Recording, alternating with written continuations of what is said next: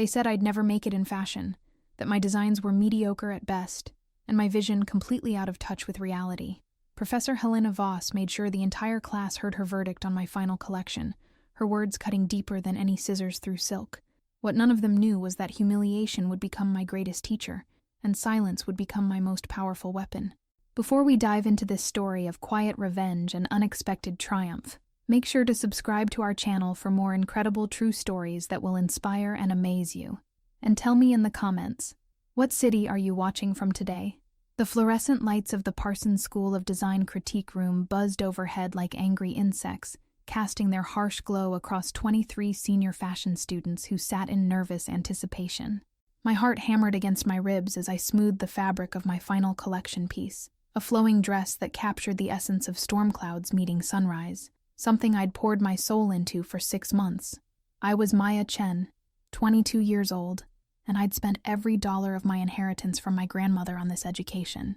She'd been a seamstress who taught me that fabric could tell stories, that each stitch carried intention, that fashion wasn't just about clothes, it was about transformation. Her weathered hands had guided mine through my first attempts at embroidery, her voice whispering encouragement when I struggled with pattern making. "Fashion is magic, Maya," she'd told me during one of our last conversations before cancer took her. "But only if you believe in your own power to create something the world has never seen before." Now, as I prepared to present my graduation collection, I felt her presence like a gentle hand on my shoulder. The other students shifted in their seats, some fidgeting with their phones, others reviewing notes for their own presentations. The air was thick with nervous energy, and the competing fragrances of expensive perfumes chosen specifically to make impressions on the panel of industry professionals who would determine our futures. Professor Helena Voss commanded the front of the room like a fashion dictator, her silver hair pulled back in a severe chignon that had become her signature look. She wore a black Comme des Garçons jacket that probably cost more than most students' entire semester tuition, and her eyes, cold blue and calculating, missed nothing. At 58, she'd built her reputation on discovering talent and crushing dreams with equal efficiency. Beside her sat Marcus Beaumont, fashion director of Style International magazine, his perfectly manicured fingers drumming against his tablet as he evaluated each presentation with the bored expression of someone who'd seen everything twice. Next to him, Sophia Laurent from Vogue Paris checked her phone periodically, her attention divided between our amateur efforts and whatever crisis was currently unfolding in the professional fashion world. The critique process was brutal by design. Each student had 15 minutes to present their collection, explain their inspiration, and defend their choices while the panel dissected every seam, questioned every color choice, and evaluated whether they possessed the vision and skill necessary to survive in an industry that devoured the weak without remorse. "Next," Professor Voss announced, her voice cutting through the tension like a blade through silk, "Maya Chen." I stood on unsteady legs, my hands gathering the pieces of my collection with the reverence of someone handling sacred artifacts. 6 months of 18-hour days, of bleeding fingers from hand-sewing intricate beadwork, of surviving on instant noodles while saving every penny for the perfect fabrics. 6 months of believing that this moment would validate everything I'd sacrificed to be here. My collection told the story of resilience through nature's metaphors. Each piece represented a different aspect of survival. The way trees bend in storms without breaking, how flowers push through concrete, the quiet strength of rivers carving canyons through solid rock. The color palette moved from deep storm grays through to golden sunset hues, with textures that shifted from rough to smooth, symbolizing the journey from struggle to triumph. The centerpiece was a gown that seemed to flow like liquid mercury, constructed from hundreds of hand-sewn panels that created movement with every step. I'd spent weeks perfecting the gradient effect, dyeing each piece separately to achieve the perfect transition from charcoal to champagne. The silhouette was both powerful and feminine, structured yet flowing, designed for a woman who commanded respect through presence rather than volume.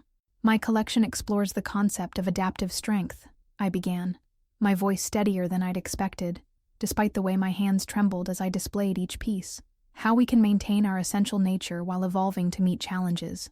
The construction techniques combine traditional couture methods with innovative approaches to draping and structure. I explained the inspiration behind each look, the technical challenges I'd overcome, the way each piece was designed to make the wearer feel both beautiful and powerful. The words flowed from me with the passion of someone sharing their deepest beliefs. and for a moment, I allowed myself to hope that they could see what I saw, the potential, the vision, the hours of love stitched into every seam. Professor Voss listened with the expression of someone enduring a presentation rather than experiencing art. Her pen moved across her notepad with mechanical precision, and something in her posture suggested she'd already reached her conclusions before I'd finished speaking. "The construction is adequate," she began, and the word hit me like a physical blow. "Your hand sewing shows competence, though nothing that couldn't be achieved by any dedicated student willing to put in the hours." She held up the centerpiece gown, examining it with the clinical detachment of a coroner performing an autopsy. "The concept, however, is fundamentally flawed. This idea of adaptive strength reads as confused rather than sophisticated. The color story lacks coherence, and the silhouettes are derivative of work we've seen countless times before." My throat closed as she continued her dissection, each word carefully chosen to dismantle not just my work, but my confidence in my ability to create anything worth showing to the world. The other students watched in fascination and relief that someone else was bearing the brunt of Professor Voss's legendary cruelty. "Furthermore," she continued, holding the gown at arm's length as if it might contaminate her with its mediocrity, "your understanding of the current market demonstrates a complete disconnect from reality.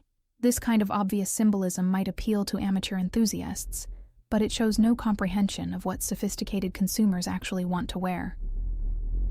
Marcus Beaumont nodded in agreement, his expression suggesting he found the entire exercise tedious.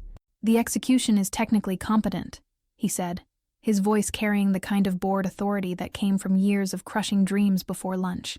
"But there's nothing here that suggests commercial viability or editorial interest. It's the kind of work that demonstrates technical training without artistic vision." Sophia Laurent barely looked up from her phone. "It's very student-like," she said with the dismissive tone reserved for things beneath serious consideration. "I can see the effort, but effort alone doesn't translate to talent or potential in this industry." The room fell silent, except for the buzzing fluorescent lights and the sound of my heart breaking so loudly, I was certain everyone could hear it. 22 pairs of eyes watched as my dreams dissolved in real time, some with sympathy, others with the kind of fascination people show when witnessing car accidents. Professor Voss delivered the final blow with surgical precision. "Miss Chen, I think it's important that you understand something before you leave here today." She set my gown down with the care one might show a piece of evidence in a crime scene. "This industry requires not just technical skill, but vision, innovation, and an intuitive understanding of what fashion can become. Based on what you've shown us today, I don't believe you possess those qualities." She paused, ensuring every word would land with maximum impact. "My advice would be to consider other career paths where your adequate technical skills might be better suited, perhaps alterations, or working in production for more talented designers. But as far as creating original work that could succeed in the fashion industry," she shook her head, with what might have been meant as kindness but felt like cruelty. "I'm afraid you simply don't have what it takes." The silence that followed was deafening. I stood there holding pieces of my collection, my grandmother's voice echoing in my memory about believing in my own power, while 3 industry professionals had just told me I possessed no power worth believing in. "Thank you for your time," I managed to whisper, gathering my work with hands that had gone completely numb. The walk back to my seat felt like crossing a desert, each step carrying me further from the future I'd imagined, and closer to a reality I wasn't prepared to face. The other students averted their eyes as I passed, suddenly fascinated by their phones or their notes or anything that didn't require acknowledging what they'd just witnessed. Sarah Martinez, who sat next to me, reached over to squeeze my hand in a gesture of sympathy that somehow made everything worse. "Next," Professor Voss announced without missing a beat, and the critique continued as if my humiliation had been nothing more than a minor interruption in the day's schedule. I sat through the remaining presentations in a haze of shock and shame, watching classmates receive encouraging feedback or constructive criticism, while the words, "You don't have what it takes," echoed in my head, with the persistence of a migraine. Some collections were genuinely impressive, others clearly derivative, but none received the kind of systematic demolition that mine had endured. When the session finally ended, students gathered in small groups to discuss their feedback, compare notes, and offer support to those who'd received harsh critiques. But there was a bubble of uncomfortable space around me, as if my failure might be contagious, as if acknowledging my humiliation might somehow invoke similar judgment on their own work. I packed my collection in silence, folding each piece with the same care I'd shown while creating them, though now the gesture felt more like preparing bodies for burial than preserving art for future display. The weight of the garment bag felt heavier somehow, loaded not just with fabric and thread, but with the crushing weight of professional rejection. Outside the building, New York City continued its relentless pace, indifferent to the dreams that were born and destroyed in the classrooms above. Students hurried past with portfolios and garment bags, all of them certain they were destined for greatness, all of them convinced their vision would be the one that changed everything. I stood on the sidewalk for a long time, watching the flow of aspiring designers and industry professionals, wondering if any of them had ever felt as completely hollowed out as I did in that moment. The city that had once seemed full of possibility now felt like a vast machine designed to sort people into categories of success and failure, and I'd just been definitively placed in the latter group. My phone buzzed with a text from my roommate asking how the presentation had gone. I stared at the message for several minutes, trying to find words that could capture the magnitude of what had just happened, before finally typing back, "Not great, we'll talk when I get home." But I didn't go home. Instead, I walked through Manhattan for hours, my garment bag growing heavier with each block, past fashion boutiques filled with the kind of work that Professor Voss and her panel considered worthy of attention. Every window display seemed to mock my failure, every perfectly styled mannequin a reminder of everything I apparently couldn't create or understand. As evening fell and the city lights began to twinkle, I found myself in Washington Square Park, sitting on a bench where my grandmother had once brought me during my first visit to New York. She'd pointed to the arch and told me it was built to commemorate triumph over adversity, that sometimes the most beautiful things emerge from the deepest struggles. "Fashion is magic, Maya," her voice whispered in my memory, "but only if you believe in your own power to create something the world has never seen before." For the first time since leaving the critique room, I allowed myself to cry. Not the angry tears of someone fighting against injustice, but the deep, soul-wrenching sobs of someone whose most fundamental beliefs about themselves had just been shattered. I cried for my grandmother, who'd believed in me so completely. I cried for the months of work that had been dismissed as adequate. I cried for the future I'd been planning that now seemed as distant as another galaxy. But as the tears slowed and the park grew quieter around me, something else began to emerge from the wreckage of my dreams. Not hope exactly, but something harder and more determined. A quiet voice that said, maybe Professor Voss was wrong. Maybe 3 people's opinions, however expert, didn't define the sum total of my potential. Maybe this wasn't the end of my story. Maybe it was just the end of the first chapter. That night, alone in my tiny studio apartment in Brooklyn, I spread my rejected collection across every surface like evidence in an investigation. Under the warm glow of my desk lamp, away from the harsh fluorescence and harsher judgment of the critique room, the pieces looked different. They still carried the love and intention I'd poured into them, still told the story I'd wanted to tell about strength and adaptation, and beauty emerging from struggle. I picked up the centerpiece gown, the one Professor Voss had dismissed as derivative, and held it against my body in front of the mirror. The fabric caught the light and seemed to flow like liquid starlight, and for a moment, I could see what I'd envisioned. Not just a dress, but a transformation, a statement about the power of reinvention. Maybe they're wrong, I whispered to my reflection, the first words I'd spoken since leaving the school. Maybe they just can't see what you're trying to create. I spent the night sketching. Not new designs, but notes about what had happened, trying to understand where the disconnect had occurred between my vision and their perception. Was it really a failure of talent? Or was it something else? A difference in aesthetic philosophy, a generational gap, an inability to see potential in work that didn't fit established patterns. By morning, I'd made a decision that would change everything. I wasn't going to argue with their assessment or try to prove them wrong through confrontation or explanation. Instead, I was going to disappear. I was going to take my adequate skills and confused vision somewhere they couldn't see, and I was going to build something extraordinary in the shadows. If Professor Helena Voss wanted to see what real vision looked like, she'd have to wait, because I was about to show the entire fashion world something they'd never seen before, and when I was ready, they'd know exactly who had created it.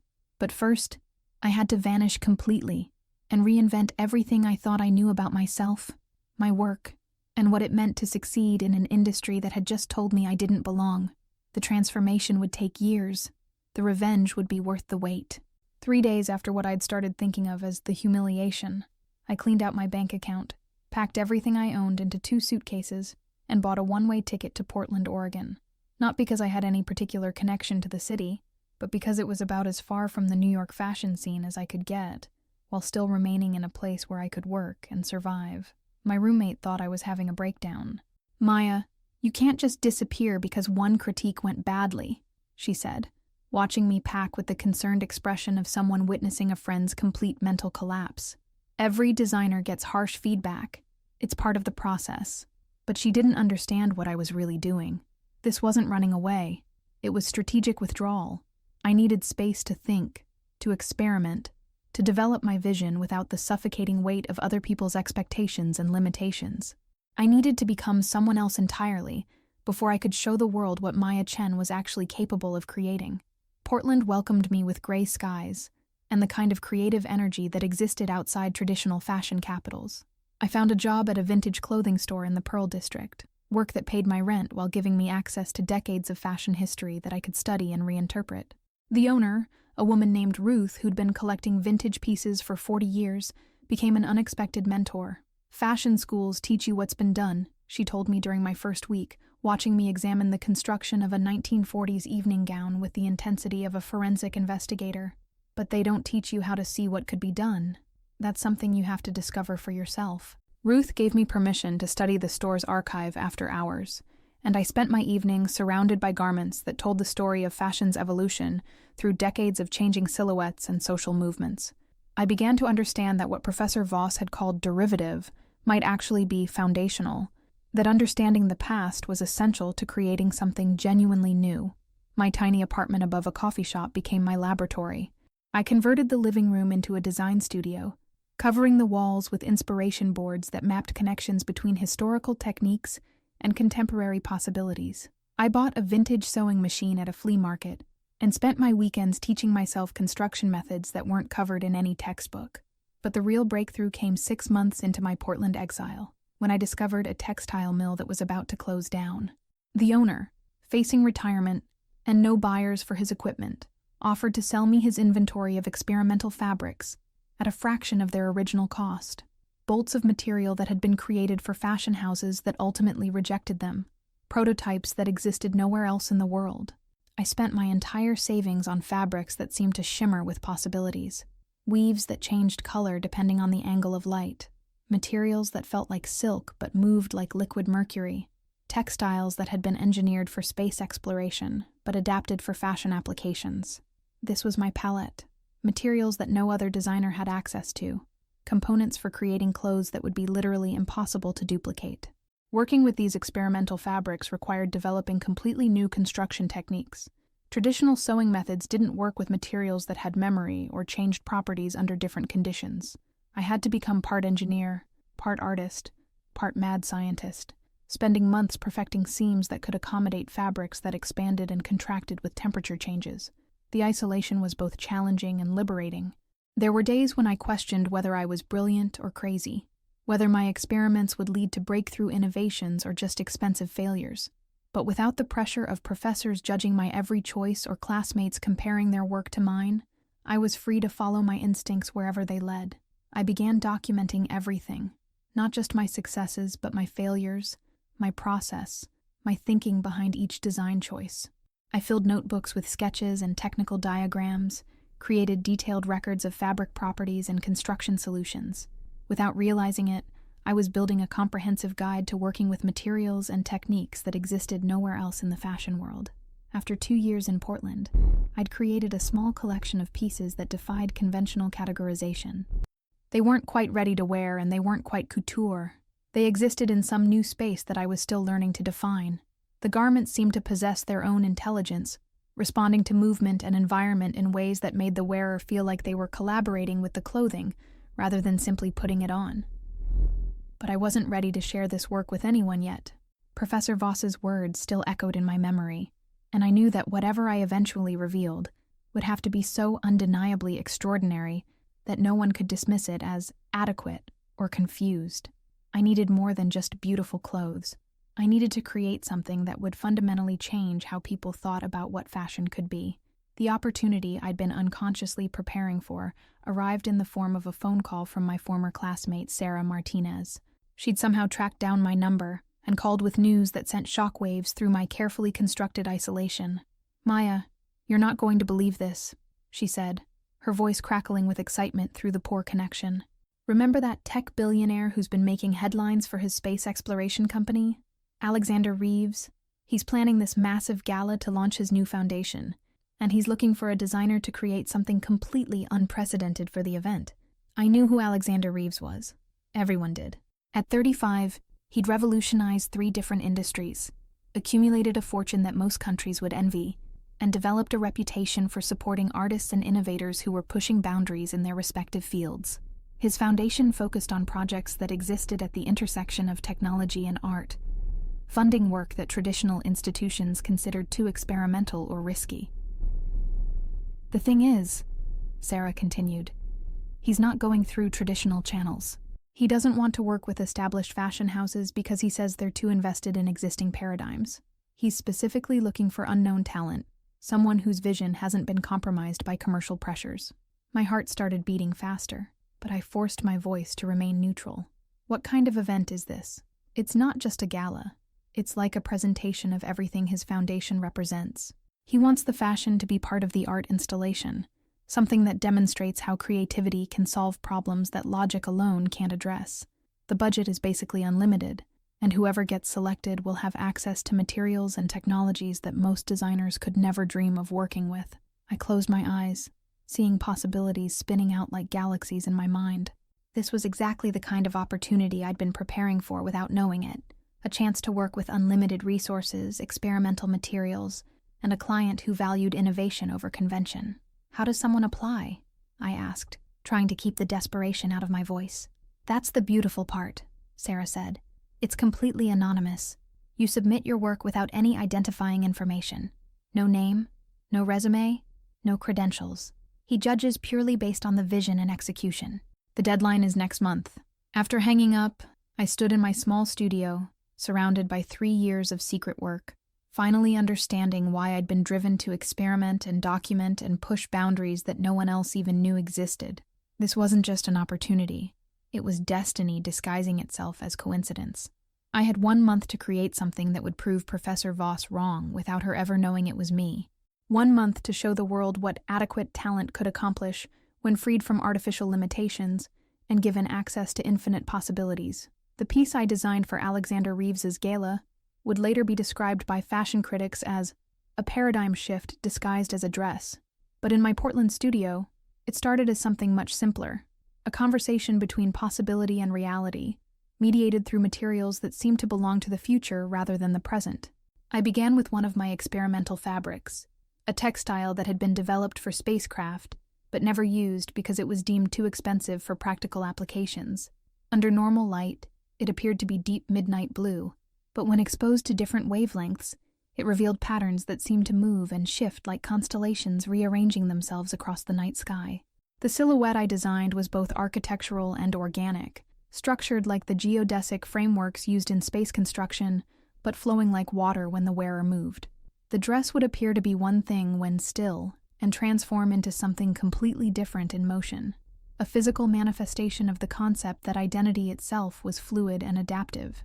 But the real innovation was in the technological integration that I'd been developing in secret. Working with a local engineer who specialized in wearable technology, I embedded nearly invisible sensors throughout the garment that would respond to the wearer's biometric data, heart rate, temperature, even emotional state, as measured through micro-expressions captured by almost imperceptible cameras.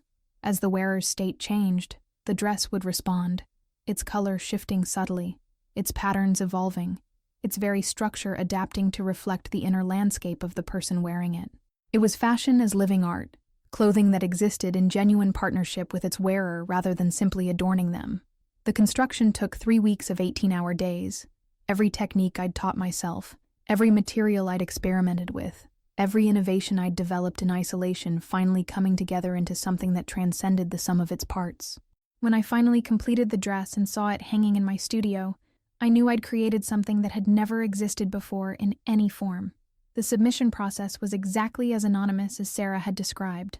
I packaged the dress with detailed documentation of its capabilities, along with a collection of photographs that showed its transformative properties under different conditions. No name, no contact information, just a unique identifier number that would allow the selection committee to reach me if they chose my work. I shipped the package to New York with the same mixture of hope and terror I'd felt walking into that critique room 4 years earlier. But this time, I knew the work spoke for itself in ways that couldn't be dismissed or misunderstood. Either they would recognize what I'd created, or they wouldn't deserve to see it. 3 weeks later, my phone rang with a number I didn't recognize. "Is this the designer of Submission 247? The voice was crisp, professional, but carrying an undercurrent of excitement that suggested good news. "Yes," I managed to say, my heart hammering so hard I could barely hear my own voice. "Mr. Reeves would like to schedule a video call with you at your earliest convenience. When he saw your work, his exact words were, 'This is what the future of fashion looks like. Congratulations. You've been selected.'" I set the phone down, with hands that were shaking so violently I could barely maintain my grip, staring around my small studio that had become the birthplace of something extraordinary. 4 years after Professor Helena Voss had told me I'd never amount to anything in fashion, I was about to collaborate with one of the most innovative minds of our time on a project that would be seen by every major figure in the industry. But the real satisfaction wasn't in proving them wrong. It was in proving myself right, in trusting my vision when everyone else had dismissed it, in developing my skills in isolation until they became something unprecedented, in refusing to accept other people's limitations as the boundaries of my own potential. The phone call with Alexander Reeves lasted 3 hours, during which he demonstrated exactly why he'd revolutionized multiple industries before turning 40. His questions weren't about fashion trends or commercial viability. They were about the philosophy behind my work, the intersection of technology and artistry, the ways that clothing could become a medium for exploring human potential. "What you've created," he said, his image sharp and focused on my laptop screen, despite the fact that he was calling from his headquarters in Silicon Valley, represents exactly the kind of thinking we need more of in every field. "You've taken materials that other people saw as failed experiments and turned them into something that redefines what's possible." He explained that the gala wasn't just a fundraising event. It was a demonstration of his foundation's core belief that breakthrough innovations emerged from the collision between seemingly unrelated disciplines. Fashion, technology, space exploration, neuroscience, artificial intelligence, all of these fields had something to learn from each other, and the evening would showcase projects that existed at those intersections. "Your dress will be the centerpiece," he said, and I had to grip the edge of my desk to keep from falling over. "We want the attendees to see it in action, to understand that this isn't just clothing, but a completely new form of interactive art." "Are you prepared to present it yourself?" The question hit me like a physical blow. Present it myself, in front of industry professionals, tech innovators, art critics, everyone who mattered in the worlds I'd been trying to enter, including, quite possibly, some of the people who'd dismissed my work 4 years earlier. Yes, I heard myself saying. "I'm ready. Excellent. We'll fly you to New York next week so you can work with our technical team on the presentation setup. And I want you to know, this is just the beginning. What you've developed here has applications far beyond fashion. We're going to change everything." After the call ended, I sat in my studio for a long time, surrounded by 4 years of secret work, finally understanding that isolation hadn't been exile. It had been preparation. Every rejection, every moment of doubt, every night spent questioning whether I was brilliant or crazy, had led to this moment when someone finally saw not just what I'd created, but what it represented. I was going back to New York, but not as the girl who'd been humiliated in a critique room. I was returning as someone who'd discovered what they were truly capable of when freed from other people's expectations and limitations. Professor Helena Voss was about to see what adequate talent could accomplish when given unlimited resources and the time to fully develop. She was about to discover that her assessment had been spectacularly, embarrassingly wrong, but she wouldn't know it was me until the moment I took the stage and showed the entire fashion world something they'd never seen before, something that would make them question everything they thought they knew about what fashion could be. The revenge would be perfect because it wouldn't be revenge at all. It would simply be the truth, finally revealed. Flying into LaGuardia Airport felt like traveling through a time portal, the familiar skyline triggering memories of the girl who'd left this city broken and dismissed 4 years earlier. But I wasn't that girl anymore. I was traveling first class courtesy of Alexander Reeves's foundation, carrying garment bags that contained innovations no one in the fashion world had ever seen, approaching New York as an invited collaborator rather than a desperate supplicant. The Foundation's headquarters occupied 3 floors of a Manhattan tower that seemed to exist in the future rather than the present. Glass walls, holographic displays, workspaces that looked more like art installations than offices. Alexander Reeves met me in the lobby personally, a gesture that spoke to both his genuine enthusiasm for the project and his understanding that collaborative innovation required mutual respect. He was taller than he'd appeared on screen, with the kind of focused energy that successful entrepreneurs seem to radiate, not manic or overwhelming, but intensely present in a way that made you understand why he'd been able to transform abstract ideas into world-changing realities. "Maya," he said, extending his hand with a smile that suggested he'd been looking forward to this meeting. "I've been thinking about your work since we spoke. I have about a dozen questions about your construction techniques and twice as many ideas about potential applications." The technical team he'd assembled was unlike anything I'd encountered in fashion school or anywhere else. Engineers who specialized in responsive materials, neuroscientists who studied the relationship between clothing and psychological state, artists who worked with programmable matter that could reshape itself according to environmental conditions. Over the next 3 days, we integrated my dress with technologies I hadn't known existed. Fiber optic threads that could display complex patterns, microprocessors that could analyze and respond to atmospheric changes, even elements that could generate their own energy from the wearer's movement. The dress was becoming something that transcended clothing entirely. It was like wearing a living interface between human consciousness and technological possibility. But the real revelation came during our final technical session, when Dr. Elena Vasquez, the Foundation's neuroscience specialist, helped me understand what I'd actually created. "What you've done," she explained, studying readouts from sensors embedded in the dress, "is develop a form of external emotional intelligence. The garment doesn't just respond to the wearer's state, it anticipates and amplifies their intentions. It's like giving someone a second nervous system that extends beyond their biological boundaries." The implications were staggering. This wasn't just innovative fashion, it was a prototype for a completely new relationship between humans and their environment.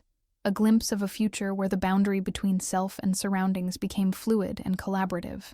"We need to document everything," Alexander said, his excitement building as he grasped the broader significance of what we'd developed. "This work is going to influence fields that don't even exist yet." The gala was being held at the Museum of Modern Art, with an exclusive guest list that read like a directory of everyone who mattered in fashion, technology, art, and innovation. 500 people who shaped cultural and technological trends, all gathering to see what the future might look like when disciplinary boundaries dissolved entirely. I spent the morning of the event in a preparation room at the museum, working with a team of technicians to calibrate the dress's systems and ensure that every element would function perfectly under the complex lighting conditions of the museum's main gallery. The garment hung on a specialized mannequin that monitored its baseline state, its midnight blue surface rippling occasionally with patterns that looked like neural networks firing in slow motion. Looking at it, I felt the same mixture of pride and terror I'd experienced 4 years earlier in Portland, when I'd first understood that I was creating something unprecedented. But this time, the terror wasn't about failure. It was about success, about the responsibility that came with introducing something genuinely new into the world. At 6 o'clock, guests began arriving for the cocktail reception that would precede the main presentation. Through the preparation room's monitor, I watched familiar faces from the fashion world mixing with tech innovators, Nobel laureates, and artists whose work I'd admired for years. Somewhere in that crowd were people who'd dismissed my potential, who'd told me I lacked the vision necessary to succeed in their industry. But I wasn't thinking about revenge anymore. I was thinking about the moment when they'd see what vision actually looked like when freed from artificial constraints and given unlimited resources to develop. I was thinking about the conversation that would emerge from this evening, the questions it would raise about the relationship between technology and artistry, between individual creativity and collaborative innovation. At 8 o'clock, Alexander Reeves took the stage to address the assembled guests, his voice carrying clearly through the museum's sound system as he explained the Foundation's mission and introduced the evening's presentations. "Tonight, you're going to see the future," he said, his words echoing off the gallery's walls. "Not the future as we imagine it might be, but the future as it's being created right now by artists and innovators who refused to accept existing limitations as permanent boundaries. He introduced several other presentations first: a sculptor whose work incorporated artificial intelligence, a musician who created compositions using data from space exploration, a filmmaker who developed narrative techniques based on quantum physics principles. Each presentation demonstrated the Foundation's core belief that breakthrough innovations emerged from unexpected collaborations between seemingly unrelated fields. Then he introduced me, though he still didn't know my real name or my history with the fashion industry. Our final presenter has developed something that challenges fundamental assumptions about the relationship between clothing and identity, he said, his voice building with genuine excitement. What you're about to see represents not just innovation in fashion, but a completely new form of interactive art that responds to human consciousness in real time. The lights dimmed, and I stepped onto the stage wearing the dress I'd spent 4 years preparing to reveal. Under the museum's sophisticated lighting system, it looked like I was wearing the night sky itself, patterns of light moving across the fabric in response to my heartbeat, my breathing, the subtle shifts in my emotional state as I faced an audience that included everyone who'd ever told me I wasn't talented enough to succeed in their world. I didn't speak at first. I simply moved, allowing the dress to demonstrate its capabilities as it responded to my motion and the changing conditions of the stage environment. The fabric shifted from deep blue to silver to gold, patterns evolving like living fractals, the silhouette itself seeming to breathe and pulse with its own intelligence. The audience was absolutely silent, 500 people watching something they'd never seen before, something that forced them to reconsider their assumptions about what fashion could be and do. Finally, I spoke, my voice steady and clear, carrying the confidence of someone who'd spent 4 years developing something extraordinary. Fashion has always been about transformation, I said, the dress responding to my words by subtly shifting its patterns, as if it were listening and reacting to my intentions. But it's been transformation that moves in only one direction, from designer to wearer, from creator to consumer. What if clothing could be truly collaborative? What if the garment itself could participate in the creative process? I raised my arms, and the dress responded by creating cascading waves of light that seemed to flow upward from the hem to my shoulders, each movement generating new patterns that had never existed before and would never exist again in exactly the same way. This dress was created using materials originally developed for space exploration, integrated with responsive technologies that most fashion houses don't even know exist, I continued, watching faces in the audience as they struggled to process what they were seeing. But the real innovation isn't technological, it's philosophical.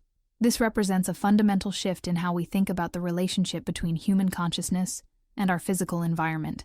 I could see Alexander Reeves in the front row, his expression a mixture of pride and amazement, understanding that what we'd created together was exceeding even his ambitious expectations. Beside him sat Anna Wintour, the legendary Vogue editor whose approval could launch careers or destroy them, her face showing the kind of focused attention she reserved for moments when the fashion world shifted on its axis. But it was the faces in the middle rows that made my heart race with recognition and satisfaction. Professor Helena Voss sat 3 rows back, her usual mask of superior judgment replaced by an expression of shock that bordered on disbelief. Marcus Beaumont was frantically taking notes on his tablet, his earlier boredom transformed into the focused energy of someone witnessing something historically significant. Sophia Loren had actually put down her phone, her complete attention focused on the stage for what might have been the first time in years. They didn't recognize me yet. 4 years of life in Portland, of confidence gained through accomplishment rather than validation, of growth that happened outside their sphere of influence, had transformed me as completely as any dress could transform its wearer. But recognition would come, and when it did, the conversation would become even more interesting. The future of fashion isn't about predicting trends or manufacturing desire, I said, the dress now cycling through colors that seemed to exist beyond the normal spectrum, creating hues that made the audience lean forward in their seats. It's about creating genuine partnerships between human creativity and technological possibility, about designing experiences rather than just objects. I demonstrated the dress's responsive capabilities by asking the audience to participate, their collective energy and attention causing the garment to shift into patterns of increasing complexity and beauty. The more engaged they became, the more extraordinary the display, creating a feedback loop between performer and audience that transformed the presentation into something approaching collective art creation. The standing ovation began before I'd finished speaking, 500 people rising to their feet in recognition that they'd just witnessed something that would change how they thought about fashion, technology, and the intersection between human creativity and artificial intelligence. But the real moment of triumph came during the reception that followed, when Professor Helena Voss approached me with the careful steps of someone walking through a minefield of their own making. "Excuse me," she said, her voice carrying none of its usual authority. "I don't believe we've been introduced. That was extraordinary. Revolutionary, really. I'd love to know more about your background, your training. Work of this caliber suggests years of development with access to resources most designers never encounter." I looked at her for a long moment. This woman who'd held so much power over my dreams 4 years earlier, who'd dismissed my potential with such certainty and cruelty. She looked older now, more fragile somehow, as if the fashion world's relentless pace was finally wearing down even her legendary confidence. "Actually," I said, my voice calm and steady, "we have met before, though I understand why you might not remember me." Something in my tone made her look more carefully at my face, and I watched the exact moment when recognition dawned. Her expression shifted from professional curiosity to confusion to growing horror as she realized who she was talking to. "Maya Chen," I said, extending my hand with the same professional courtesy she'd once denied me. "It's been 4 years since you told me I didn't have what it takes to succeed in fashion. I thought you might be interested to see what adequate talent can accomplish when given proper resources and time to develop." The color drained from her face as she grasped the magnitude of what was happening. This wasn't just a successful former student proving her wrong. This was a public demonstration that her judgment, her legendary ability to spot talent and predict success, had been spectacularly mistaken in the most visible way possible. "Maya, I had no idea," she stammered, her usual eloquence deserting her completely. "Your work tonight was, obviously you've grown tremendously as an artist. The vision you displayed was always there," I finished gently. "You just couldn't see it." I wasn't angry anymore. Standing there in my revolutionary dress, surrounded by industry leaders who were already talking about licensing opportunities and collaboration proposals, I felt only a profound sense of completion. Not revenge, validation. Proof that my grandmother's voice had been right all along, that fashion really was magic when you believed in your own power to create something the world had never seen before. Professor Voss excused herself shortly after, but not before several other fashion industry veterans had witnessed our conversation and begun connecting the dots between the girl who'd been humiliated in a Parsons critique room and the woman who'd just redefined what fashion could be. The story spread through the industry faster than any runway trend, amplified by social media posts from attendees who understood they'd witnessed something historically significant. By morning, fashion blogs were calling it "The Night Fashion Changed Forever," and by the end of the week, major magazines were competing to feature exclusive interviews about my journey from academic failure to industry revolutionary. But the real satisfaction came in quieter moments. In the email from Sarah Martinez telling me how proud she was, in the phone call from Ruth at the vintage store in Portland celebrating my success, in the message from Dr. Elena Vasquez about the Foundation's plans to fund my research into responsive textiles. Most importantly, it came in the knowledge that I'd trusted my vision when everyone else had dismissed it, that I'd continued developing my abilities, even when there was no guarantee that anyone would ever appreciate what I was creating. 3 months after the gala, Vogue published a cover story about my work with the headline, "The Future is Here, How One Designer's Vision Changed Everything."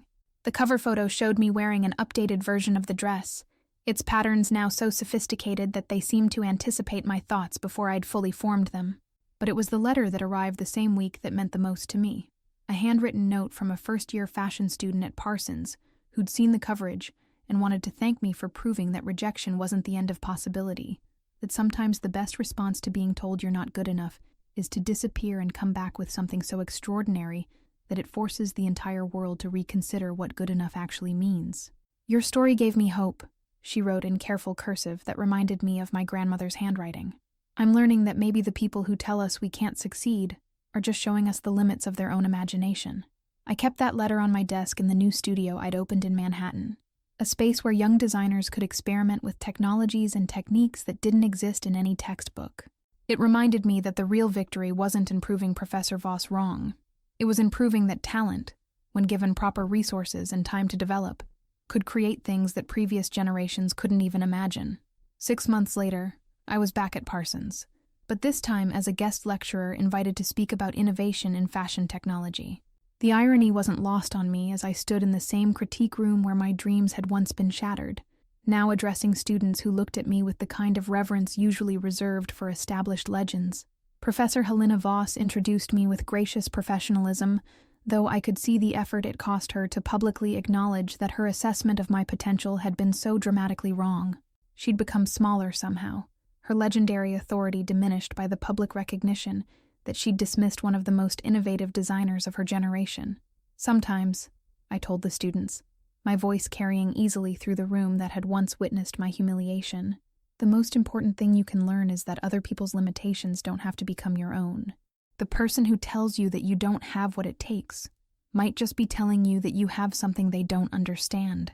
I held up a small piece of fabric that seemed to glow with its own inner light, one of the new materials I'd been developing since the gala. This textile responds to human emotion, changing color and texture based on the wearer's psychological state. 2 years ago, it was just an idea that seemed impossible. Today, it's going into production for a major fashion house that wants to create clothing that helps people understand and express their authentic selves.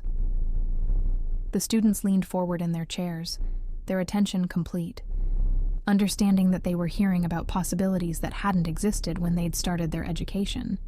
The future of fashion isn't about following trends or meeting market expectations, I continued, the same message I delivered at the gala, but adapted for young minds still developing their own vision. It's about asking questions that no one has thought to ask yet, and then spending as long as it takes to develop answers that surprise everyone, including yourself. After the lecture, several students approached with questions about technical techniques and career advice, but one young woman hung back until the others had left. She reminded me of myself at that age, uncertain but determined, clearly talented, but still learning to trust her own instincts. "Ms. Chen," she said quietly, "I wanted to thank you for showing us that it's possible to come back from failure stronger than before. I've been told my work is too experimental, too unrealistic for commercial success. Your story gives me hope that maybe I just need to find the right environment to develop what I'm trying to create." I smiled, remembering my grandmother's voice and the way kindness could plant seeds that grew into extraordinary possibilities. "The right environment," I told her, "is any place where you're free to develop your vision without compromise. Sometimes that means staying and fighting for space to grow. Sometimes it means leaving and creating that space yourself. Trust your instincts about which path is right for you." As I left the school that day, walking through the same doors I'd exited in devastation 4 years earlier, I felt the profound satisfaction of a story that had reached its proper conclusion. Not because I'd proven anyone wrong, but because I'd proven myself right about the importance of persistence, vision, and the courage to disappear when necessary in order to become who you're meant to be. The little girl who'd learned to sew at her grandmother's side, who'd believed that fashion was magic when you trusted your own power to create, had finally found her way home. Not to a place, but to a truth about what becomes possible when you refuse to accept other people's assessments as the final word on your potential. 6 months later, Alexander Reeves called with news that would complete my transformation from dismissed student to industry pioneer. The foundation wanted to fund a comprehensive research institute focused on responsive fashion technology, with me as the director and complete creative control over the project's direction. "You've opened a door that we're just beginning to understand the significance of," he said during our video call, his excitement evident even through the digital connection. "The applications for responsive textiles go far beyond fashion. Medical devices that adapt to patient needs, architectural materials that respond to environmental changes, even space exploration equipment that can modify itself for different atmospheric conditions." The institute would be housed in a facility designed specifically for interdisciplinary collaboration, bringing together fashion designers, engineers, neuroscientists, artists, and innovators from fields that hadn't yet been invented. It would be everything I'd dreamed of during those lonely nights in Portland, when I'd been teaching myself techniques that didn't exist in any textbook. "There's one condition," Alexander added, with the slight smile of someone about to deliver unexpected good news. "We want you to establish a scholarship program for students whose work is considered too experimental for traditional fashion education. People who've been told their vision doesn't fit existing paradigms." The symmetry was perfect. using my success to create opportunities for other young designers who might be facing the same dismissal and discouragement I'd encountered. The Institute would become a place where being told your work was too unrealistic or commercially unviable would be considered a qualification rather than a disqualification. I accepted immediately, understanding that this was more than just a career opportunity. It was a chance to create the kind of environment I'd needed 4 years earlier, a space where experimental thinking was encouraged rather than discouraged, where failure was treated as valuable data rather than evidence of inadequacy.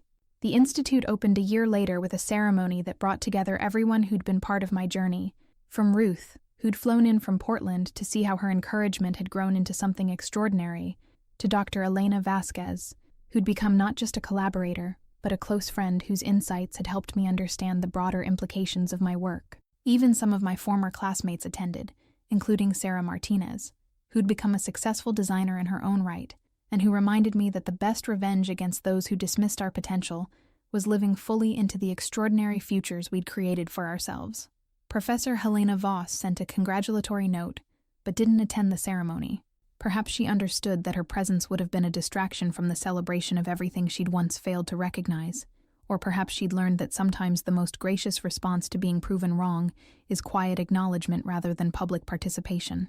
But the moment that meant the most to me came during the Institute's first workshop, when I watched 20 young designers working with materials and technologies that would have seemed like science fiction just a few years earlier. Their excitement was infectious, their willingness to experiment fearless, their assumptions about what fashion could be completely unconstrained by traditional limitations. Remember, I told them during their first session, the goal isn't to create clothing that fits into existing categories. The goal is to create clothing that forces the world to invent new categories to describe what you've made. One of the students, a young man whose application essay had described being told his work was too intellectual for fashion and too artistic for engineering, raised his hand with a question that took me back to my own early struggles with finding language to describe what I was trying to create. How do you know when you've developed something truly new versus something that's just different? He asked, his voice carrying the uncertainty of someone still learning to trust his own judgment. I thought about my grandmother's hands guiding mine through those first stitches, about the years of isolation in Portland, when I doubted my own vision, about the moment when I'd finally understood that innovation required not just technical skill, but the courage to persist when everyone else insisted you were heading in the wrong direction. You'll know, I said, because the people who understand existing paradigms best will be the ones who have the hardest time understanding what you've created. When industry experts tell you that what you're doing is impossible and you're holding proof that it's not, that's when you know you've found something genuinely new. The students nodded, some with comprehension, others with the kind of faith that young artists develop when they're still learning to distinguish between confidence and hope. They would face their own moments of doubt, their own critics who insisted their vision was unrealistic or uncommercial. But they would also have something I'd lacked during my lowest moments, a community that understood that being told you're doing something wrong might actually mean you're doing something right. As I watched them work, experimenting with materials that responded to touch, light, sound, and emotion, I felt the profound satisfaction of having created not just innovative fashion, but an innovative environment where other people could develop their own unprecedented visions. The girl who'd been told she'd never amount to anything had become someone who helped other people discover what they might amount to when freed from artificial limitations and given unlimited permission to explore their deepest creative instincts. And that, I realized, was the most perfect revenge of all. Not just proving my critics wrong, but creating a world where their type of dismissive criticism became irrelevant, where innovation flourished precisely because it was encouraged to ignore conventional wisdom about what was possible or practical. 4 years after standing in that critique room, feeling like my dreams had been murdered in public, I was watching the next generation of designers create futures that would make my innovations look primitive by comparison. The circle was complete, but the story was just beginning. That evening, I called my grandmother's number, a habit I'd maintained even after her death, leaving voicemails on a phone that no one would ever answer but somehow still provided comfort during moments when I needed to share my victories with the person who'd believed in my potential before I'd learned to believe in it myself. "Grandma," I said into the darkness of my new studio, surrounded by prototypes and possibilities that she could never have imagined, "I think you'd be proud of what we built together." The magic turned out to be real, just like you said it would be. And somewhere in the silence that followed, I could almost hear her voice whispering back the words that had sustained me through every moment of doubt. Fashion is magic, Maya, but only if you believe in your own power to create something the world has never seen before. The world had seen it now, and tomorrow, we would create something even more extraordinary. If you enjoyed this story of triumph over dismissal and the power of believing in your vision when no one else does, make sure to subscribe to our channel for more incredible tales of personal transformation and quiet revenge. And don't forget to comment with the number 9 if you stayed with Maya's journey all the way to the end. Your engagement helps us bring you more stories that prove the critics don't always get the last word.